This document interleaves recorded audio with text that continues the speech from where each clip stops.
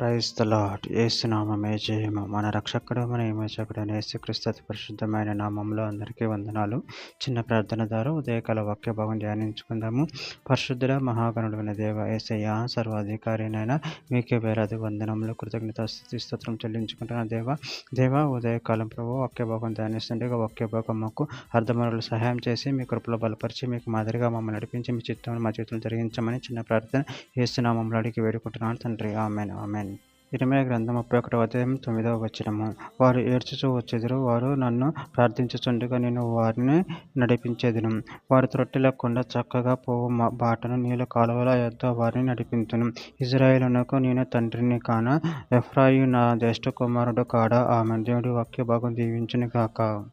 ప్రభునందు ప్రియులారా, ఇక్కడ వాక్య భాగంలో గమనించినట్లయితే వారు ఏడ్చుచూ వచ్చెదరు, వారు నన్ను ప్రార్థించుచుండగా నేను వారిని నడిపించెదను. వారు త్రొట్టెలకుండా చక్కగా పోవు బాటు నీళ్ళ కాలువల యొద్ద వారిని నడిపింతును. ఇశ్రాయేలునకు నేను తండ్రిని కాన, ఎఫ్రాయిము నా జ్యేష్ఠ కుమారుడు కాడా.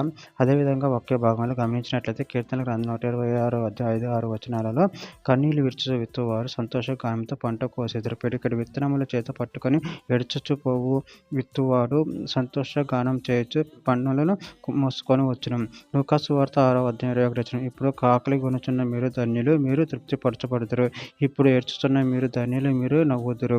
రోమీయులకు రాసిన పత్రిక 8వ అధ్యాయం 26వ వచనం. అటువల ఆత్మీయ మన బలహీనతను చూసి సహాయం చేయుచున్నాడు. అనగా మనం వ్యక్తికి ఎలాగో ప్రార్థన చేయాలో మనకు తెలియదు కానీ ఉచ్చరింపశక్యము కాని మూలుగులతో ఆ ఆత్మీయ మన పక్షముగా విజ్ఞాపనం చేయుచున్నాము.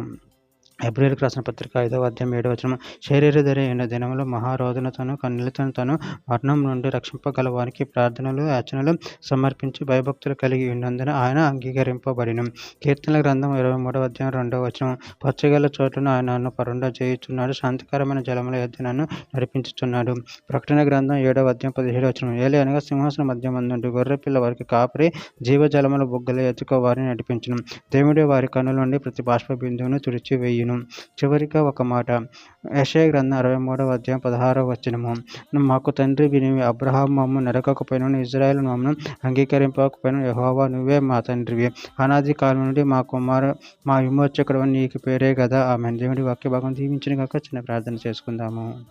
పరిశుద్ధుడ ప్రేమగల దేవేసేనని మీరు ఇచ్చిన వాక్యదాన్ని బట్టి ప్రభు కృతజ్ఞతలు చెల్లించుకుంటున్నాను తండ్రి.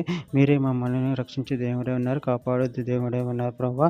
నేను మీ అందరూ మీ భయభక్తులు కలిగి మీ ప్రేమ కృపను మమ్మల్ని బలపరిచి మీకు మాదిరి మమ్మల్ని నడిపించమని చిన్న ప్రార్థన ప్రభు యేసు నామములో అడిగి వేడుకుంటున్నాను తండ్రి. ఆమేన్.